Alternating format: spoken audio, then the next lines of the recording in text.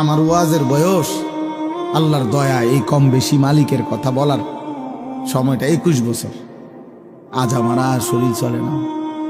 আমার এই কোমরে 24 ঘন্টা ব্যথা করে। আমি ছোট লেখা, চোখে কম দেখি, গলায় সারাদিন ব্যথা করে, শরীরে খুব ক্লান্তি লাগে। যখনই সুযোগ পাই 20 মিনিটও শুয়ে থাকি, গাড়ির মধ্যে কাইট হয়ে থাকি, চুপ করে থাকি। সকালবেলা ঘুমাইলে বাসায় 2-3 জন লাগে উঠাইতে, ডাক, মানে এতটা ক্লান্তি। আজ 21 বছরে কোমরেও ব্যথা, চোখেও ব্যথা, গলায়ও ব্যথা। যিনি 950 বছর একটানা দিন রাত, কোরআনে স্পষ্ট আছে লাইলা ওয়া নাহারা, দিবা রাত্রি নূহ আলাইহিস সালাম 950 বছর মানুষকে আল্লাহর দিকে ডাকছে। এই মানুষটা কি পরিমাণ কষ্ট করছে বলো না ভাই?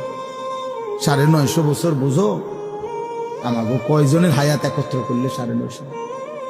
তো 950 বছর যিনি মানুষকে জাহান্নাম থেকে বাঁচাইতে চাইছে, আল্লাহর দিকে ডাকছে, সেই 950 বছরের পরে যেদিন তুফান শুরু হয়েছে, সেদিন শেষবারের মতো নূহ আলাইহিস সালাম যেন হাত তুলে বলছে, আল্লাহ আর কোনদিন আমি চাইবো না রে মালিক।